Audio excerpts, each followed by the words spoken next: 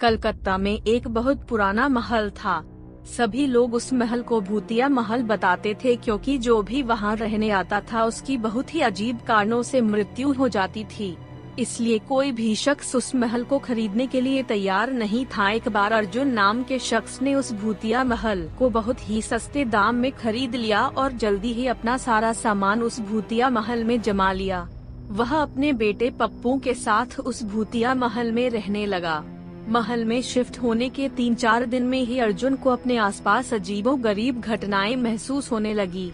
पहले तो वह इसे नजरअंदाज करता रहा, लेकिन जब उसको महल में किसी के होने का एहसास होने लगा तो वह सतर्क हो गया। एक दिन पप्पू दौड़ता हुआ अर्जुन के पास आया और बोला कि वॉशरूम में पानी आना अचानक बंद हो गया और वहाँ सफेद कपड़ों में एक औरत है।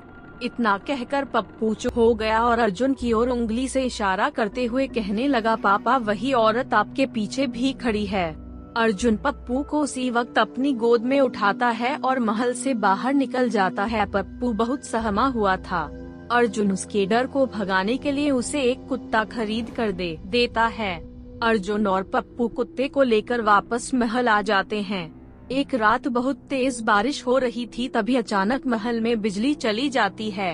अर्जुन ने महल की एक खिड़की से बाहर देखा तो आसपास के सभी घरों में बिजली थी, बस एक उन्हीं के महल में बिजली नहीं आ रही थी। तो उसे लगा कि पावर सप्लाई में कुछ गड़बड़ी हो गई होगी। इतने में ही अर्जुन को पप्पू की जोर से चिल्लाने की आवाज सुनाई दी। अर्जुन टॉर्च के साथ पप्पू के पास भाग कर जाता है। पप्पू को महल में फिर से वही औरत नजर आती है। पप्पू को सहमा देखकर अर्जुन उसे अपने साथ ही बिजली ठीक करने के लिए पावर हाउस में ले जाता है। इनका कुत्ता भी इधर उधर देखकर जोर जोर से भौंकने लगता है। अर्जुन को एहसास होता है कि कोई उनका पीछा कर रहा है। जब अर्जुन पावर हाउस का दरवाजा खोलता है तो उसे उनके सामने एक लाश पड़ी दिखाई देती है। लाश को देखकर पप्पू डर से चिल्लाने लगता है।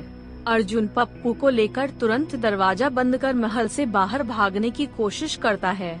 बाहर निकलते समय अचानक ही अर्जुन के पांव दरवाजे के पास बनी सीढ़ियों में फंस जाता है। अर्जुन बहुत कोशिश करता है पर उसका पांव बाहर ही नहीं निकलता। पप्पू भी अर्जुन को बाहर खींचने की कोशिश करता है, लेकिन बहुत प्रयास करने पर भी अर्जुन बाहर नहीं निकलता।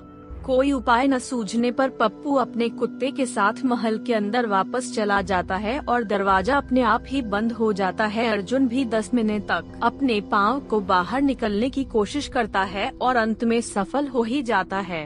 अर्जुन दौड़ता हुआ महल के अंदर चला जाता है और चारों ओर पप्पू की तलाश करने लगता है, लेकिन उसे पप्पू और कुत्ता दोनों ही नहीं मिलते। बहुत ढूंढने पर भी दोनों नहीं मिलते तो अर्जुन हार मानकर वहीं उनके मिलने की आस में उसी महल में रहने लगता है। कुछ दिनों बाद अर्जुन बिजली की सप्लाई को सही करवाने के लिए एक इलेक्ट्रीशियन को बुलाता है, लेकिन इलेक्ट्रीशियन महल में जाने से पहले ही वहां से भाग जाता है। जब अर्जुन उस इलेक्ट्रीशियन से भागने का कारण पूछता है तो इलेक्ट्रीशियन उसे बताता है कि उस महल में एक औरत, बच्चा और एक कुत्ते का भूत दिखाई देता है। उस इलेक्ट्रीशियन की बात सुनकर अर्जुन बहुत उदास हो जाता है। कुछ दिनों में अर्जुन को भी एहसास हो जाता है कि अब उसका बेटा लौटकर कभी वापस नहीं आएगा। इसके बाद अर्जुन इस महल को छोड़कर चला जाता है और लौटकर कभी नहीं आता।